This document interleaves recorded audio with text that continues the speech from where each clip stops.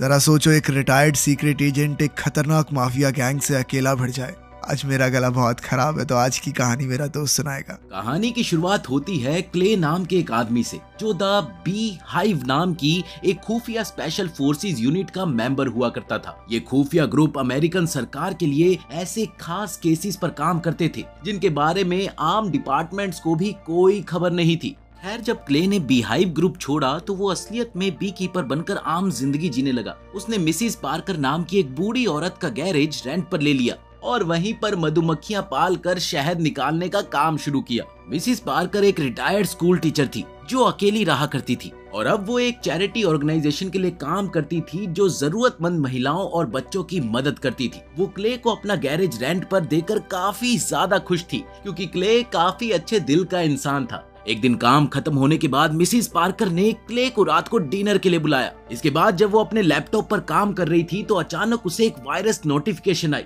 जिसके मुताबिक उसकी हार्ड ड्राइव में वायरस आ गया था। वहाँ पर एक फोन नंबर भी था जिस पर फोन करके वो अपना डाटा गायब होने से बचा सकती थी। अब मिसिस पार्कर ने बिना समय गवाए उस नंबर पर कॉल किया।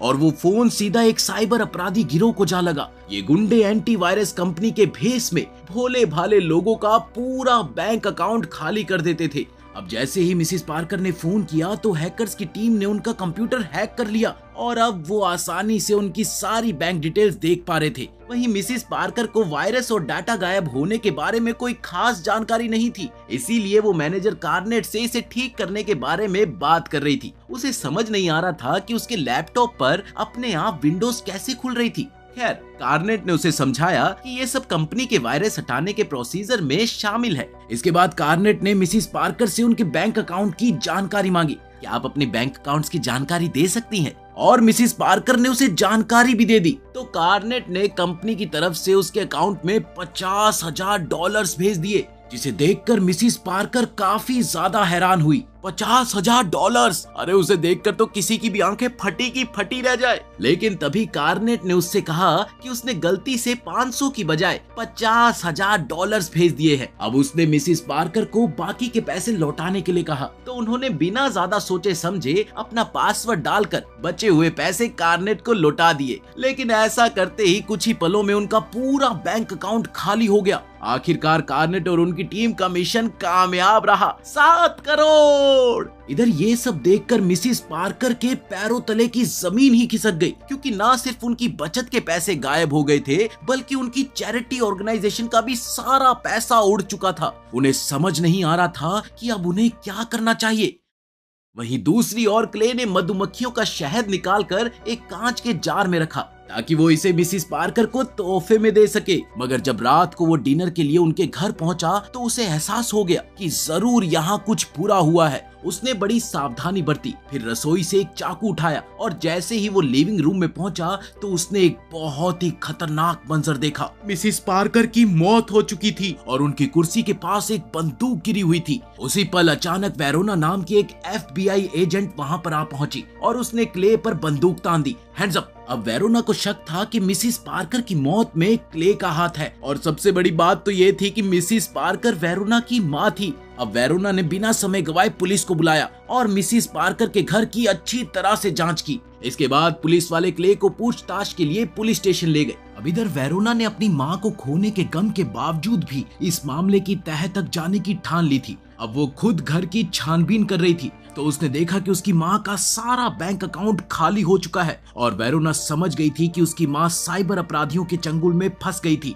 अब ये बिल्कुल साफ हो गया था कि मिसिस पार्कर की मौत कोई मर्डर नहीं था, क्योंकि वो अपना और चैरिटी का सारा पैसा खोने का दुख नहीं सह सकी। आखिरकार पुलिस ने क्ले को छोड़ दिया और अगले ही दिन जब वो अपने घर पहुंचा तो वेरोना उससे मिलने गई। वो उस पर अपनी माँ की मौत का जिम्मेदार होने का इल्जाम लगाने के लिए उससे माफी मांगने के लिए आई थी। फिर उसने क्ले को साइबर अपराधी गिरोह के बारे में बताया जो एंटीवायरस कंपनी के भेस में मासूम लोगों का फायदा उठा रहे थे। वेरोना ने कहा कि ये गैंग कई साल से FBI को चकमा देकर भाग रही है और अब तक FBI के हाथों इनका कोई भी नामो निशान नहीं लगा है। अब जब क्ले को इसके बारे में पता चला तो उसने तुरंत बी कीपर से बात की और उन्हें इस गैंग को पकड़ने का जिम्मा सौंपा। उसने ये ठान लिया था कि वो किसी भी हालत में मिसिस पार्कर को न्याय दिलाकर रहेगा। अब जल्द ही बी कीपर्स अपने काम में जुट गए और इधर उधर से सारी जानकारी इकट्ठा करके इस गिरोह पर रिसर्च करने लगे और फिर कुछ ही समय में उन्होंने कार्नेट की इस फ्रॉड कंपनी की जानकारी निकालकर क्ले को सौंप दी।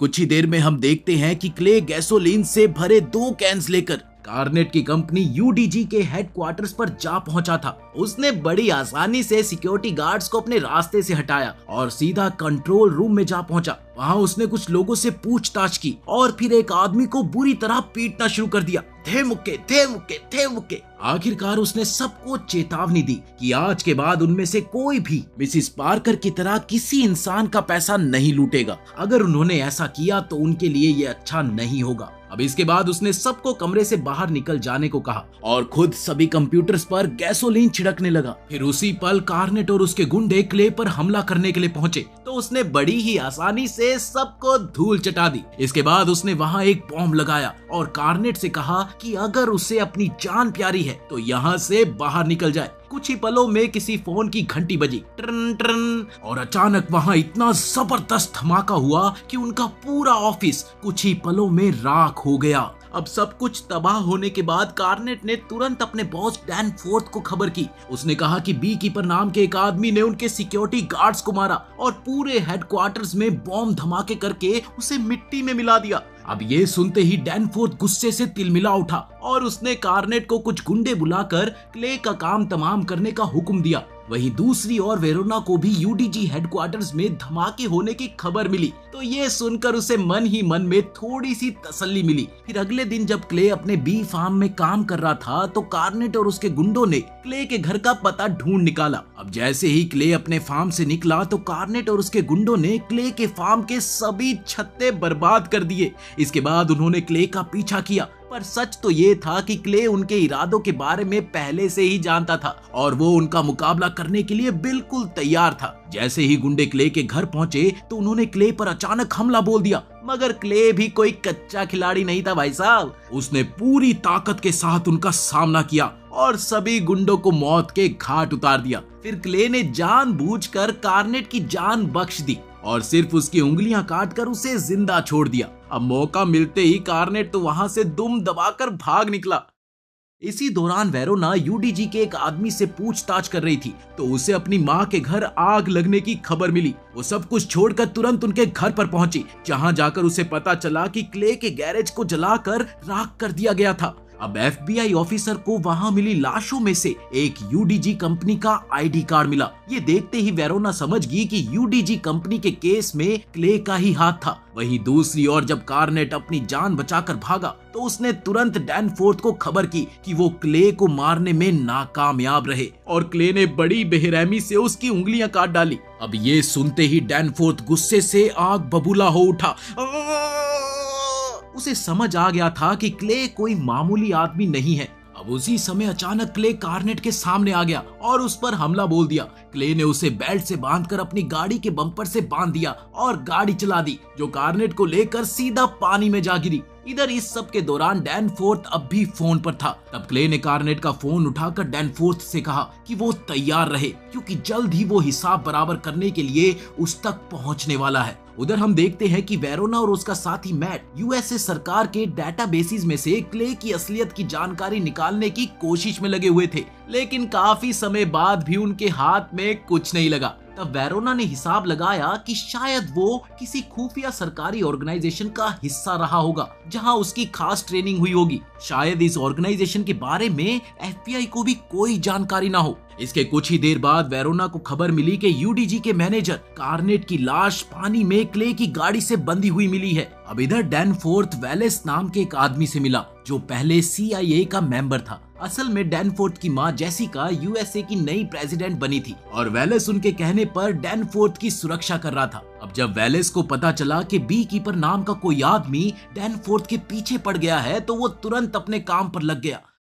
उसने CIA डायरेक्टर जेनेट को फोन करके क्ले के बारे में जानकारी निकालने का जिम्मा सौंपा। तब जेनेट ने उसे बताया कि क्ले बी कीपर्स ग्रुप से रिटायर हो चुका है। अब उसी समय वेलेस ने जेनेट को क्ले को जान से मारने का हुक्म दे दिया। फिर इसके बाद जेनेट ने बी कीपर्स ग्रुप से बातचीत की और एना नाम की लड़की को क्ले का काम तमाम करने की जिम्मेदारी सौंपी। बाद में जब क्ले एक गैस स्टेशन पर गैस भर रहा था तो अचानक एना ने वहां जाकर उस पर ताबड़तोड़ गोलियां बरसा दी। पर क्ले ने भी उसका डटकर सामना किया। आखिरकार उसने एना की भी उंगलियां काट कर उसे जिंदा जला दिया और इसी वजह से पूरे गैस स्टेशन में जबरदस्त धमाका हो गया। अब और ऑफिसर्स की जान ना जाए इसलिए बी कीपर्स ने CIA को संदेश भेजा कि अब वो क्ले का पीछा नहीं करेंगे। वहीं जेनेट ने ये संदेश वेलेस को भेजा, जिसका मतलब ये था कि CIA और बी कीपर्स दोनों क्ले के मामले से दूर रहेंगे। ये सुनने के बाद वेलेस के पास कोई चारा नहीं था, इसीलिए उसने ये मामला अपने हाथों में लेने का फैसला किया। उसने स्पेशल फोर्सेस के मेंबर्स की एक टीम बनाई और उन्हें बी कीपर्स ऑर्गेनाइजेशन के बारे में बताया। उसने कहा कि क्ले एक मनचला एजेंट है जिसकी हरकतों की वजह से आम लोगों की जान को बहुत खतरा है और इसी वजह से उन्हें किसी भी हाल में क्ले को जान से मारना होगा। खैर फिर अगले दिन वेरोना और मैट तबाह हो चुके गैस स्टेशन पर पहुंचे तो उन्हें एना की जली हुई लाश मिली। ऐसा लग रहा था कि एना किसी खुफिया सरकारी ऑर्गेनाइजेशन का हिस्सा थी, मगर वेरोना ये नहीं जानती थी कि वो क्ले को मारने क्यों आई थी। वहीं दूसरी ओर क्ले ने एना की कटी हुई उंगलियों की मदद से उसके घर का लॉक खोला और उसका कंप्यूटर हैक कर लिया। फिर उसने कार्नेट के फोन का सिग्नल ट्राई किया और जल्द ही उसने डैनफोर्थ की लोकेशन का भी पता लगा लिया। इसके बाद उसने एना के घर से कई हथियार और बॉम्ब्स इकट्ठे किए और अपने मिशन के लिए निकल पड़ा। वहीं दूसरी ओर वेलेस की स्पेशल फोर्सेस की टीम क्ले को मार गिराने के इरादे से डैनफोर्थ की बिल्डिंग में पहुंच चुकी थी। बिल्डिंग के बाहर स्वाट टीम को तैनात किया गया था क्योंकि वो जानते थे कि क्ले बिल्डिंग में हमला करने जरूर आएगा। मगर वेलेस और उसकी स्पेशल फोर्स ने बिल्डिंग में काम कर रहे लोगों को अंदर ही रखा जैसे कुछ हुआ ही ना हो।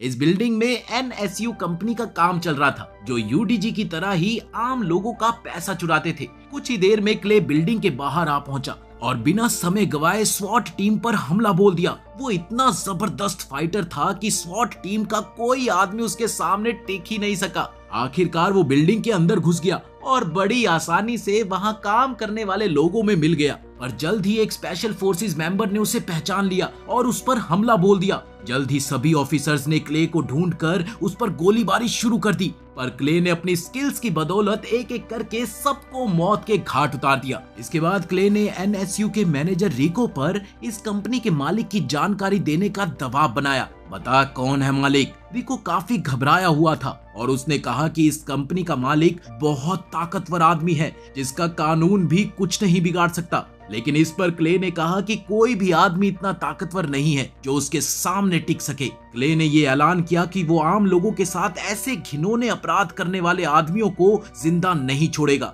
आखिरकार रिको ने अपनी जान बचाने के लिए अपने मालिक का नाम पता बता ही दिया, लेकिन उसी समय वेरोना और उसकी टीम ने वहां आकर क्ले पर हथियार तान दिए, पर इस बार भी क्ले बच निकलने में कामयाब रहा। खैर फिर जल्द ही वेरोना और मैट को पता चला कि UDG और NSU जैसी कंपनीज जो आम लोगों का पैसा चुराती है उनका मालिक US प्रेसिडेंट का बेटा डैनफोर्थ ही है। अब वेरोना को एहसास हुआ कि क्ले की वजह से सिर्फ डैनफोर्थ ही नहीं बल्कि US प्रेसिडेंट जेसिका को भी जान का खतरा है। अब इसकी खबर मिलते ही डेप्यूटी डायरेक्टर प्रिग ने वेरोना और मैट को क्ले को पकड़कर लाने की जिम्मेदारी सौंपी और वहीं स्वैट टीम ने प्रेसिडेंट और उनके परिवार की सुरक्षा बढ़ा दी। फिर अगले दिन वेरोना और मैट सिक्योरिटी सर्विस एजेंट्स के साथ US प्रेसिडेंट और उनके बेटे को सुरक्षा देने के लिए पहुंचे। आज वो बीच किनारे अपने बंगलों में एक चैरिटी प्रोग्राम करने वाले थे। अब FBI और खुफिया सिक्योरिटी सर्विस के वहां होने के बावजूद भी वेलेस डैनफोर्थ की सुरक्षा के लिए चिंता में था। अब इसी वजह से उसने कुछ महान फाइटर्स की टीम को बुलाया जिनका कैप्टन था लज़ारस। लज़ारस ने बताया कि वो पहले भी एक बी कीपर को मार चुका है और इस लड़ाई में उसकी एक टांग कट गई थी। वहीं दूसरी ओर हम देखते हैं कि क्ले ने बड़ी आसानी से एक ड्रेनेज सुरंग के जरिए ट्रक के नीचे छिपकर वो डैनफोर्थ के बंगले में घुस आया था। जल्दी उसने एक स्वॉट ऑफिसर को मार डाला और फिर सभी गाड़ियों में बॉम्ब्स लगाकर अपना भेस बदल लिया और इस वजह से वो बड़ी आसानी से चैरिटी प्रोग्राम के लोगों में घुल मिल गया। उधर प्रेग ने प्रेसिडेंट जेसिका को खबर दी कि आम लोगों के साथ फ्रॉड कर रही कंपनीज का मालिक उनका बेटा डैनफोर्थ ही है। फिर जेसिका का माथा थनका और जेसिका को एहसास हुआ कि उसके कैंपेन का सारा पैसा भी इसी गैर कानूनी तरीके से आया था। अब ये सब कुछ जानकर तो वो गुस्से से लाल पीली हो गई। इसी दौरान वेरोना ने प्रोग्राम में क्ले को पहचान लिया और स्वॉट टीम को उसे पकड़ने का हुक्म दिया। अब जल्द ही स्वॉट टीम ने उसे बंदूक की नोक पर गिरफ्तार करने की कोशिश की तो क्ले हार मानकर अपने घुटनों पर बैठ गया। मगर सच तो ये था कि ये भी उसके प्लान का एक हिस्सा था, क्योंकि उसी समय उसने चुपके से खुफिया एजेंट्स के सभी ट्रक्स में धमाके कर दिए और अचानक सभी ऑफिसर्स पर हमला करके डैनफोर्थ की जान लेने के लिए निकल पड़ा। उधर ऑफिस में जब जेसिका को अपने बेटे की काली करतूतों की खबर मिली तो उसने डैनफोर्थ की सच्चाई क्ले और पूरी दुनिया के सामने लाने का फैसला किया ताकि उन मासूम लोगों को न्याय मिल सके। अब इधर क्ले बिल्डिंग में घुसकर सीक्रेट एजेंट्स और वेलेस के गुंडों को बेरहमी से पीट रहा था। कुछ ही समय में वो प्रेसिडेंट के हॉल में पहुंच गया जहां पर लज़ारस और उसकी भयंकर हाथापाई हुई, पर क्ले इसमें भी जीत गया और अब वो प्रेसिडेंट के कमरे की ओर बढ़ा। तभी अचानक वेलेस उसके सामने आ गया। वो उसे डैनफोर्थ को मारने से रोकना चाहता था, पर क्ले ने उसकी एक न सुनी बल्कि बदले में उसकी उंगलियां तोड़ डाली। भाई इसे दूसरों की उंगलियों से बड़ा प्यार है। खैर उधर प्रेसिडेंट के ऑफिस में डैनफोर्थ बेहद परेशान हो चुका था क्योंकि उसकी माँ पूरी दुनिया के सामने उसके काले धंधों का खुलासा करने वाली थी। अचानक डैनफोर्थ के सर पर भूत सवार हो गया और उसने एक बंदूक निकालकर प्रिक को गोली मार दी। ठिशक्या!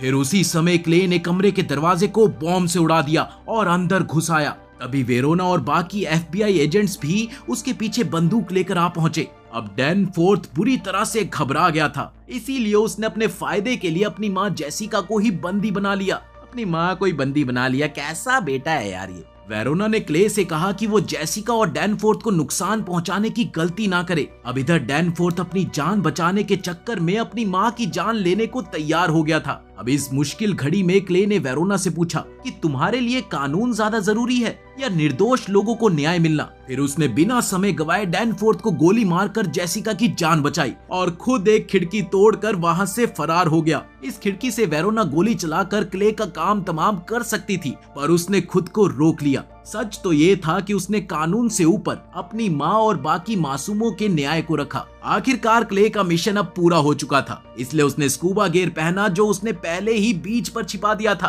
और फिर समंदर में कूदकर वहां से फरार हो गया। इसके साथ ही कहानी यहीं पर खत्म होती है। तो मेरे दोस्त की आवाज कैसी लगी कमेंट्स में जरूर बताना। मिलते हैं अगली वीडियो में।